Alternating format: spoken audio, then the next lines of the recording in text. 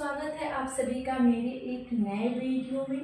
इस वीडियो में हम जानेंगे बीभत्स रस और भयानक रस के बारे में।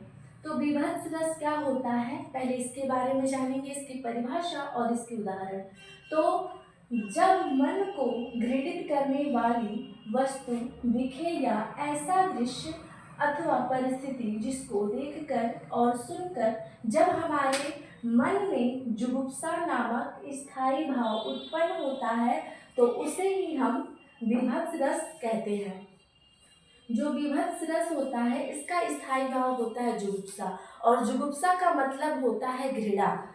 तो इसको मैं ज़्यादा कठिन शब्दों में ना रखते हुए आप सभी के समझने योग्य सरल शब्दों में मैंने लिखा है ताकि आप अच्छे से समझ पाएँ, आपको आसानी से समझ में आ पाए।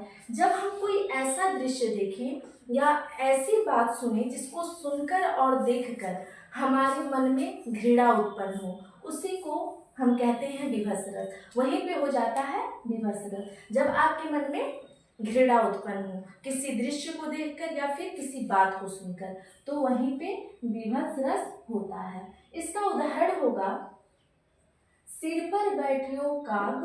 काग का मतलब होता है कौवा। सिर पर बैठियो काग, आँख दो खात निकारत, खींचत जीव सयार अतिही आनंद कर। मतलब जो एक कौवा है वो सिर पे बैठा हुआ है और वो दोनों आँख को नोच रहा है, निकाल रहा है और खा रहा है। और ये सब आप समझ सकते हैं कि कितनी घृणा वाली यहाँ पे बात की गई है। तो इस उदाहरण में, इस पंक्ति में बीभत्स रस है। उसके बाद आता है भयानक रस।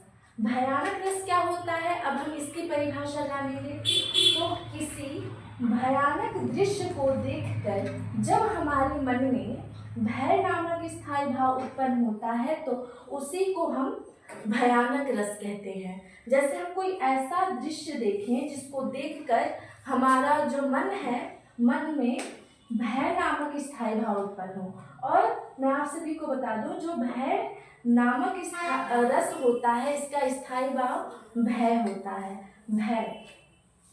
तो ऐसा दृश्य या ऐसी बातें या फिर ऐसी चीज़ जिसको देखकर हमारा जो मन है भय, हमारे मन में भय नामक स्थायी भाव उत्पन्न हो तो वहाँ पे भयानक रस होता है।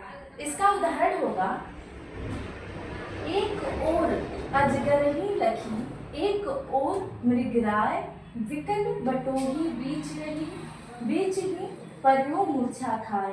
कोई बटोही है, वो रास्ते में जा रही है, तो एक तरफ अजगर है, एक तरफ मृगराय।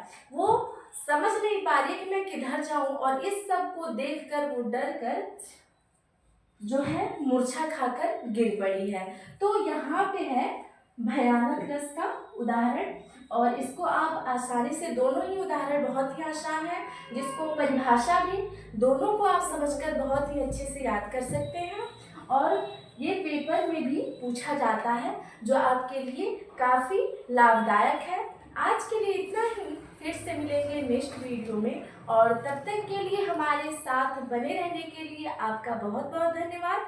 तब तक के लिए जय हिंद।